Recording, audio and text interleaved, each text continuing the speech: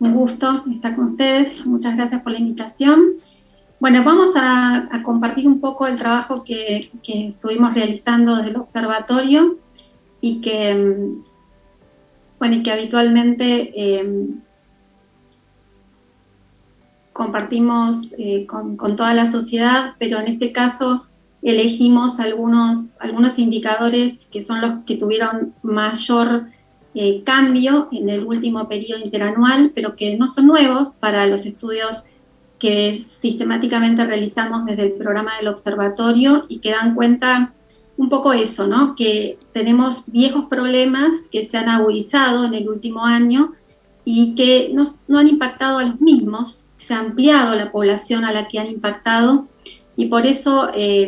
titulamos esta presentación Nueva Poda en el capital humano de la niñez y de la adolescencia en la Argentina, porque creemos que realmente las infancias han tenido un nuevo golpe y ese golpe ha sido muy significativo en muchos indicadores que hacen al desarrollo humano de la infancia, pensando ese desarrollo humano de manera integral, con aspectos que por supuesto están vinculados a la educación, pero también a la salud, a la alimentación, a los procesos de crianza en ese mundo privado de las familias que tuvo tanta relevancia en términos de tiempo en este último año y medio, y por supuesto también algunos otros aspectos que hacen a la salud integral de los chicos. Si ingresamos a los primeros indicadores, vemos viejos problemas o problemas estructurales que tiene la infancia en la Argentina. Uno de ellos muy sensible, que es la problemática de la inseguridad alimentaria, ¿no? Niños que en la situación más grave, que es la que nos expresa la línea que estaba en torno a un 10% alrededor de la última década, pero que se incrementa en el último periodo, en los últimos años, que es la situación de la inseguridad alimentaria severa, que es la que afecta particularmente a los chicos, porque es la situación en la que los padres reconocen que sus hijos han experimentado situaciones de hambre porque no han tenido que darles de comer. Los estudios cualitativos que hemos realizado en La Matanza en estos últimos meses dan cuenta de que esa inseguridad alimentaria se ha llevado adelante con diferentes estrategias de los hogares. Una de esas estrategias es no cenar, que los niños no cenen. Por supuesto, siempre son los adultos los primeros que bajan su ingesta en cantidad, en calidad, y también omiten algunas comidas, y que la calidad de las comidas ha bajado muchísimo. Y en ese sentido está representado este 30 y pico % de niños que viven en hogares que han bajado de manera significativa la calidad y la cantidad de sus ingestas. Lo que no ha dejado de crecer en este proceso es la protección social, ¿no?, a la alimentación. Sistemáticamente desde el año 2016 viene incrementándose la ayuda alimentaria, y en el último año esa ayuda alimentaria se vio fortalecida a través de la tarjeta alimentar, que es una transferencia de ingresos que está orientada específicamente al componente alimentario. Cuando vemos esta inseguridad alimentaria severa que afecta específicamente a los chicos, vemos que en el último periodo interanual, entre el 2019 y el 2020, se incrementó fuertemente en los grupos de edad de niños y adolescentes, mientras que tuvo una merma en los chicos más protegidos, que fueron en este caso los niños entre 0 y 6 años, que son los chicos que pudieron recibir este refuerzo en términos de transferencias económicas. En términos de la estratificación social, vemos cómo este incremento de la inseguridad alimentaria severa se dio en los sectores sociales más vulnerables, pero también se dio en los estratos obreros integrados. Estos chicos de los estratos obreros integrados, que son esos hogares en los que los padres tienen una integración al mundo del trabajo, padres que trabajan tiempo completo en el sector informal de la economía, y que no necesitaban de ayudas sociales como las transferencias de ingresos, empezaron a tener problemáticas incluso en el campo de la inseguridad más severa. Cuando vemos los indicadores de acceso al derecho a la salud, también vemos que son viejos problemas, tenemos a más de la mitad de la población que depende de los servicios del sector público de salud, del sector estatal de salud, lo cual es un desafío creciente porque hoy ya tenemos al 60% de la infancia que depende del sistema de salud público. No es un déficit, ese es un desafío que tienen los estados para poder lograr la cobertura, pero lo que sí es un déficit son lo que nos muestran las líneas, que es el déficit de atención preventiva a la salud del niño sano, que trepó al 31% en el último año, y el déficit de atención de la salud bucal del niño, que trepó al 65% de los chicos entre los 3 y los 17 años. Esta situación de déficit en el campo de la salud, sobre todo lo que es la consulta al médico pediatra en el último año, se incrementa de modo significativo a medida que aumenta la edad.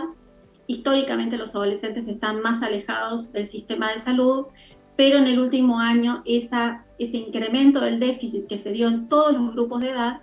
se dio especialmente en los adolescentes también, aunque este 6% sin dudas es muy significativo, y si uno lo ve en términos porcentuales, en realidad en los niños más pequeños se duplicó el déficit en el último año.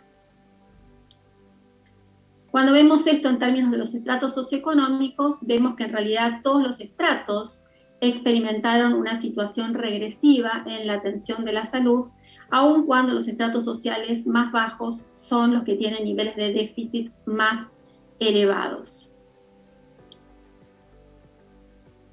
En algunos indicadores de crianza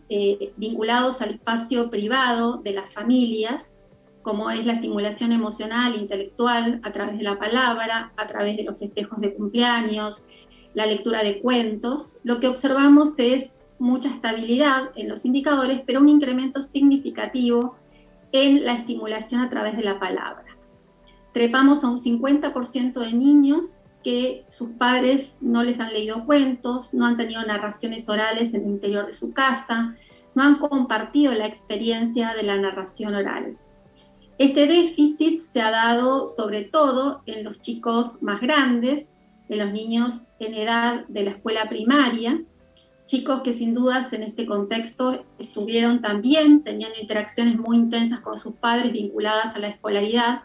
y eso probablemente haya ubicado en un segundo plano aquellas actividades lúdicas vinculadas a la lectura en el interior de los hogares. Podemos ver que ese nivel de déficit se incrementó especialmente en las clases medias, incluso en las clases medias no profesionales, más que en los sectores sociales más bajos. Cuando vemos algunas vulnerabilidades vinculadas a los estilos de crianza, advertimos que teníamos ya indicadores muy altos vinculados a la violencia verbal en el interior de los hogares, pero que se incrementaron de modo significativo en el último año. Y que también se incrementó de modo relevante lo que fue la violencia física en el interior de los hogares. Cuando observamos esas variaciones, está claro que atraviesa a todas las infancias, independientemente de su edad, pero que también atraviesa a todos los estratos socioeconómicos, independientemente de su edad. Lo cual también es relevante porque de alguna manera en estos casos o en algunos de estos indicadores se han achicado las desigualdades sociales por indicadores más regresivos de las clases medias y medias altas en relación con los niños. Aquí tenemos un indicador muy interesante en términos de la salud integral que tiene que ver con el déficit de actividad física infantil y el comportamiento sedentario. La actividad física se ha vuelto no solamente un indicador muy relevante en términos de la socialización, sino también de la salud preventiva de todos los seres humanos, pero sin dudas el déficit era muy alto antes de esta cuarentena y esta pandemia, pero se incrementó en 10 puntos en el último periodo interanual, y sin dudas los sectores sociales que se han visto más afectados han sido también las clases medias y las clases medias profesionales, que son las que han incrementado mayormente su déficit y que se concentran fuertemente en la ciudad de Buenos Aires y en algunas ciudades metropolitanas del interior del país, mientras que los niños del conurbano han tenido mayor posibilidad de seguir moviéndose. Cuando vemos el comportamiento sedentario, también advertimos cómo se incrementó mucho en los estratos sociales medios y sobre todo en los medios profesionales, que son los que han podido mantener en mayor medida la educación a la distancia y por lo tanto ha multiplicado su comportamiento sedentario frente a pantallas. Y eso se correlaciona muy bien con el aumento del sedentarismo entre los niños, sobre todo de la ciudad de Buenos Aires. Por último, el mundo educativo es un mundo sobre el cual tenemos muchas más dudas que certezas, sobre lo que conocemos muy poco, y lo poco que hemos podido medir y conocer a través de las mediciones del observatorio son las fuertes desigualdades que han existido en términos de la conectividad con el mundo educativo. Lo que vemos en este gráfico es cómo el principal medio de conexión de los niños con sus docentes han sido las redes sociales, particularmente el WhatsApp, en mucha menor medida las plataformas virtuales como esta, que estamos utilizando en este momento, u otras, y que de manera muy residual se han utilizado otras metodologías mucho menos presenciales que las que hemos mencionado.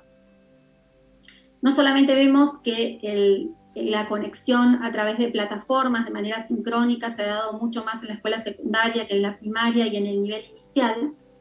sino que cuando lo vemos en términos de la estratificación social, podemos ver cómo, mientras que 7 de cada 10 niños en las clases medias profesionales pudo conectarse de manera sincrónica con sus docentes a través de plataformas, apenas un 11% lo pudo hacer en las clases bajas marginales, donde prevaleció fundamentalmente las redes sociales como forma de conectividad. Bueno, sin dudas existen muchos desafíos que tenemos por delante en términos no solamente de construcción de conocimiento, que sin dudas allí hay muchos desafíos que nos interpelan a quienes trabajamos en el campo de la investigación científica, porque de alguna manera nuestras mediciones ante este panorama han sido muy conservadoras y quizás requeríamos de instrumentos nuevos, de metodologías nuevas y de indicadores nuevos para poder conocer mejor y en más profundidad lo que realmente estaba sucediendo en nuestro país. Y en ese sentido, esa es un poco nuestra deuda, ¿no? Pero lo que permite dar cuenta estos indicadores, aun cuando pueden ser considerados muy conservadores, es que han pasado cosas, quizás hemos subestimado qué es lo que ha sucedido, pero podemos dar cuenta de que han sucedido variaciones que han aumentado las privaciones y las carencias en la infancia, que en algunos casos han aumentado las desigualdades, en otros las han bajado, pero no porque haya aumentado el bienestar de la población, sino porque aún sectores sociales medios y medios altos se han visto más privados en algunos indicadores fundamentales del desarrollo humano. Sin duda, las evaluaciones que hacemos de las transferencias de ingresos dan cuenta de la necesidad o de su insuficiencia y por lo tanto la necesidad de avanzar sobre un empleo genuino para los padres de los niños que permitan poder lograr niveles de bienestar materiales más vinculados al trabajo, pero también se requiere de mayor terminalidad de la escuela secundaria, de mejorar el capital educativo de las familias en las que se crían nuestros niños. Eso es un indicador muy fuerte que da cuenta de diferentes dimensiones en el ejercicio de derechos y en el desarrollo de las infancias. Y creo que también en este contexto ha dado cuenta de lo difícil que ha sido sostener los procesos de escolaridad en el interior de los hogares en este último tiempo. Sin dudas hay aspectos vinculados a la primera infancia, que nuestro informe apenas da cuenta de algunos indicadores que nos aproximan a ese contexto, pero que da cuenta de la importancia que tiene trabajar con políticas mucho más integrales para esos sectores sociales en el campo de la salud, del cuidado y de la educación. Bueno, muchas gracias.